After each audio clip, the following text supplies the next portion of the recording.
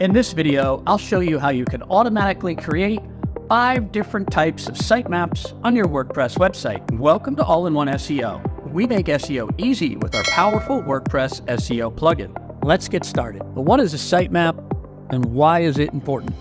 Well, a sitemap lists all of the content on your website and lets people, or Google, and other web crawlers and other search engines know how to get to all of that content on your website. So here's a sitemap for a demo website I have. It lists all of the posts on my website, of which there are many. It lists all of the pages on my website. It lists the products, some locations, some categories, and one product category.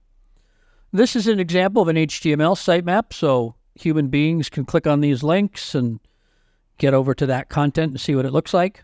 But there's also XML sitemaps that are designed for Google and other search engines to crawl your website more efficiently so they can find every single piece of content on your website. You can make these sitemaps manually, and every time you add a new piece of content, you can add it to your sitemap, or you can use a plugin like All-in-One SEO that can automatically create 5 different kinds of sitemaps for your WordPress website. So the first thing we're going to do is install the All-in-One SEO plugin.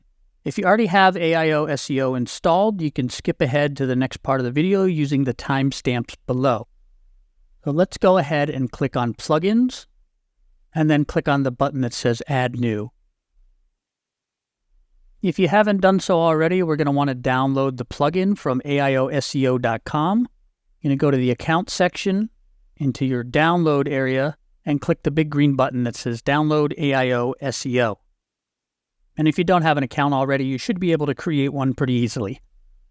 So back on the Plugins page of your WordPress website, we're going to go ahead and click the Upload Plugin button, and then click Choose File, and choose the plugin file that you just downloaded.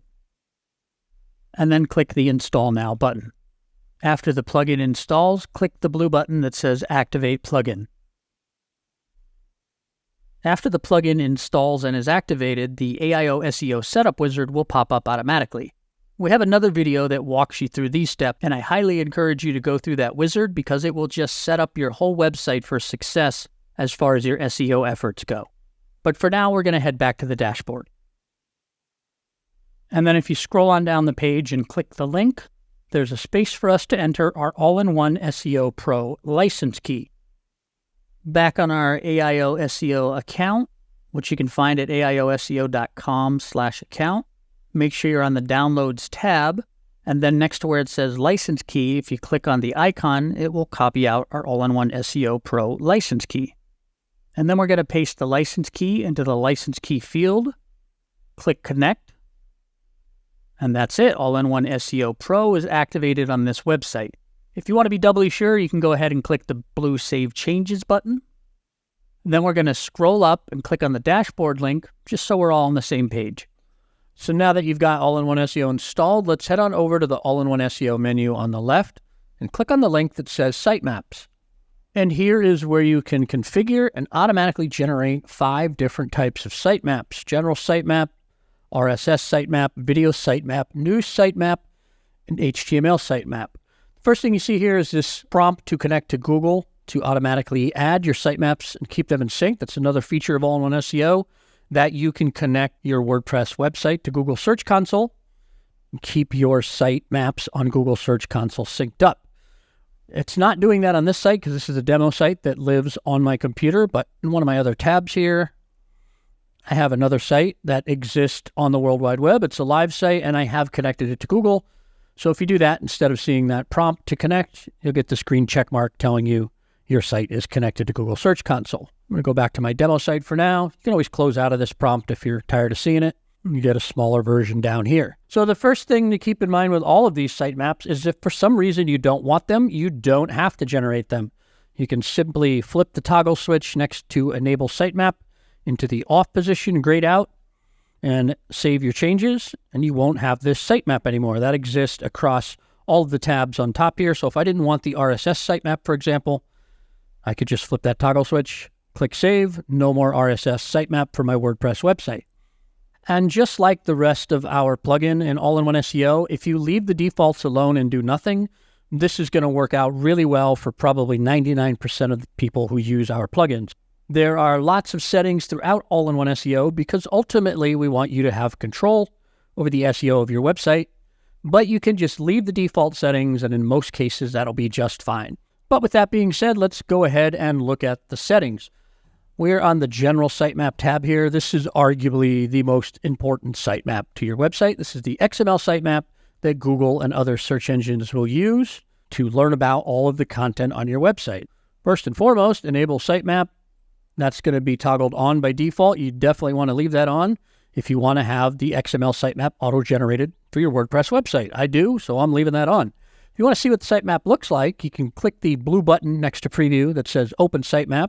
And this main sitemap here is kind of like an index sitemap of the other sitemaps below it. So there's a sitemap for post, one for pages, one for products. If I open the post one up, for example, this is an XML sitemap, again, for Google and search engines to read, not necessarily intended for humans to read. So it doesn't need to be pretty, it just needs to be functional. And these are all the posts on my website. I'm going to close out of that and then go down to the settings below that preview, Open Sitemap button there, and we have this sitemap settings section. Enable Sitemap indexes, it's enabled by default. This is what I just showed you, that the main sitemap was an index of the other sitemaps. If you disable that, it'll throw everything onto the main sitemap, which is fine if your website contains less than 1,000 or so pieces of content, but we leave it on by default because your website can quickly grow to more than that size. Links per sitemap, we set the default as 1,000, but you could even put it all the way up to 50,000 if you wanted to. Post types, the default is include all post types. If I unselect that, I can pick and choose which types I wanted. So if for some reason I didn't want my products on my sitemap, I could just deselect them here. But I'm going to include all post types. Taxonomies, same kind of logic applies there, but it applies to taxonomies, things like categories, product categories. Tags, I'm going to leave it on all. Date archive sitemap is disabled by default, but if you want to enable that for some reason, you can right here. The same thing with author sitemap. Additional pages, this would be, for example, if maybe WordPress ran the blog and the content on your website, but something like your e-commerce store lived somewhere else. So you want to include that in your sitemap. So you could copy and paste those URLs in here, or you could bulk import URLs from a CSV file by clicking this button here, choose that file and import it there. So I've imported a couple of URLs into this demo site. You can see here we have AIOSEO-demo.local. That's my website. That's the WordPress website. And then I'm pretending that there's a Shopify site that lives in the subfolder Shopify. And then we have a section for sneakers. And this is sneaker number 2. So I'm basically just pulling those URLs into my main sitemap so that all the sitemaps are in the same place. Another use case for this would be, let's say you had a really involved blog that was on WordPress, but you had 4 or 5 pages about your company that were built in custom HTML or something. You could drop them in here, and then they would be included in that sitemap. I didn't save any changes, but if I had, I'd hit the blue Save Changes button. So let's just scroll back up to the top and take a look at the next tab, which is RSS Sitemap. So same thing if you want to enable it. Flip that toggle switch to enable. It will be enabled by default. I think I turned it off at the beginning of this video. You want to preview what an RSS sitemap looks like. Click that blue button and preview your RSS sitemap.